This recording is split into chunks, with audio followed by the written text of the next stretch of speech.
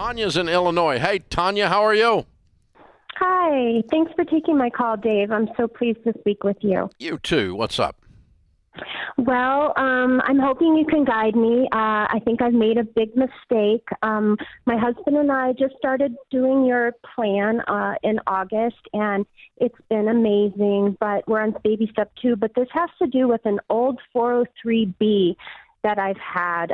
Nothing's being contributed to it, but earlier in the year, back in April, we went to the financial planning services that my company sponsors and pays for. And they did a full workup, and I had been kind of having sleepless nights because my value would go from, I'd lose like $20,000, and then I'd get, anyway, there was a lot of risk. So they suggested that I move some money, $166,000, into a traditional annuity within my 403B retirement account, guaranteed. So right now, 30% of my 577, that's thousand that's in there, is now in this annuity. And now that I've started listening to you, we're following your steps, I'm starting to realize that probably was a huge mistake. Yeah, it was. And I don't know what to do. I would contact them and see if they can reverse that and put it back into mutual funds. Okay, because they said it would be like a 10-year process of taking, a 10th out each year. And so then that's... Oh, so they put you in something inside of a retirement account with a surrender charge. Oh, I don't know. Oh, these guys are absolute screwballs. So I need to, it's in my 403B, and it's some kind of retirement. Yeah. So, find out what your penalties are, what your surrender charges are, and you may be stuck there. But the other thing you got to weigh it against is you're probably making 2% on this thing instead of 10 or 12. Exactly. And so if your surrender charge is 10%, take it and move it and put it in something that makes 10% more the first year, you recoup. Okay, gotcha. That makes sense. I don't know what your surrender charge is, though. The stupid thing might be 40%. I don't know. So call them and ask them about surrender charges. No, tell them that you are really upset now that you learned what it is they actually sold you, that they put you in a surrender charge product inside of a retirement account, which is absolutely screwed up. That's ridiculous. You got 2 sets of penalties on this money now if you need to get to it. Right.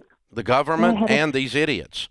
Yeah. So now I don't know. I don't know what they're going to do, but let's see what they can do to get you out of it. Tell them you're not happy with them, and we want to get you moved, and see if you can lean on them a little bit and get it moved, and then get some advice from somebody else before you make any more moves.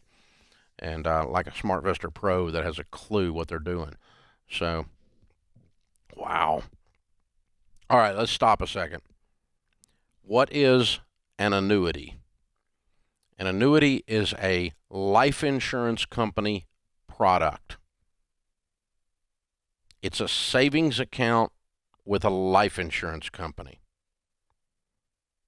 There are 2 types of savings accounts with life insurance companies: fixed and variable.